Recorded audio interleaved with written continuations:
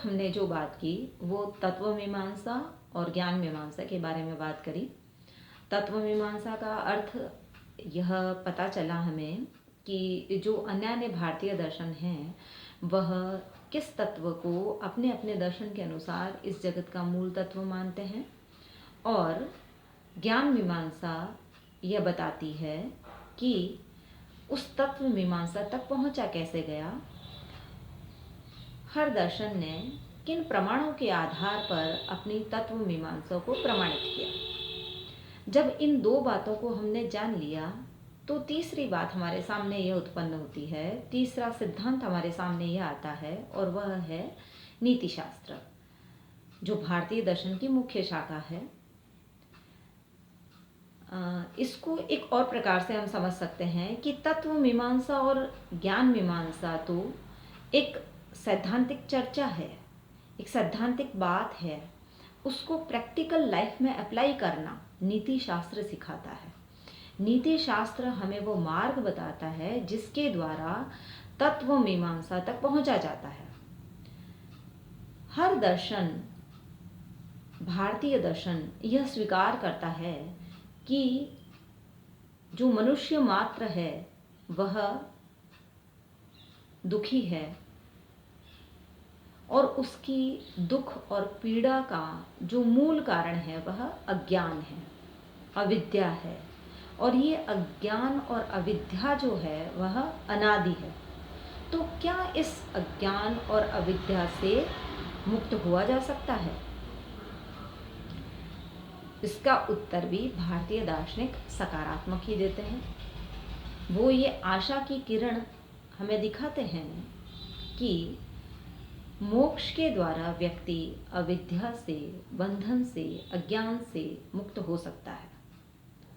तो इस मोक्ष को कैसे अंगीकार किया जाए? क्या जीवन रहते मोक्ष मिल सकता है, या इस जीवन के बाद अर्थात मृत्यु होने के उपरांत ही व्यक्ति मोक्ष को अंगीकार कर सकता है?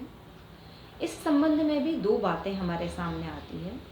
कुछ दार्शनिक तो केवल मात्र विदेह मुक्ति को ही स्वीकार करते हैं, अर्थात इस जीवन के बाद, मृत्यु के उपरांत जिस मोक्ष की प्राप्ति की होती है या की जाती है उसको ही स्वीकार करते हैं। परंतु व्यक्ति ज़्यादा आशान्वित तब हो जाता है जब जीवन मुक्ति की भी बात की जाती है, अर्थात इस जीवन में, इस शरीर के रहते हुए व्यक्ति मोक्ष को अंगीकार कर लेता है।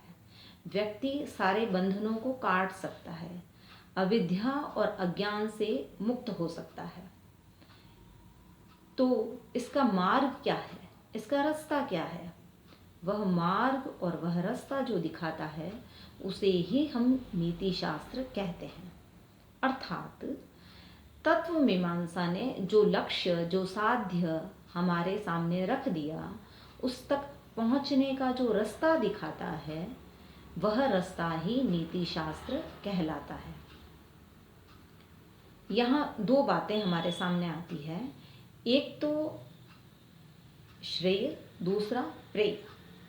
श्रेय का संबंध मनुष्य की आध्यात्मिक उन्नति से संबंधित है, और प्रेय जो है मनुष्य के भौतिक उन्नति से संबंधित है।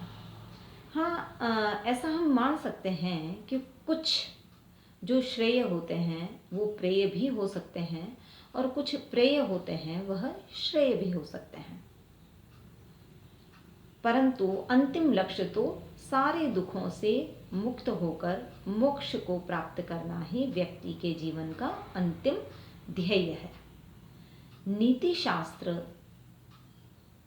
उस मार्ग पर चलने के लिए कैसे प्रेरित करता है, उसकी विधि क्या है, उसकी प्रक्रिया क्या है, उसके बारे में हम अगली बार विचार करें।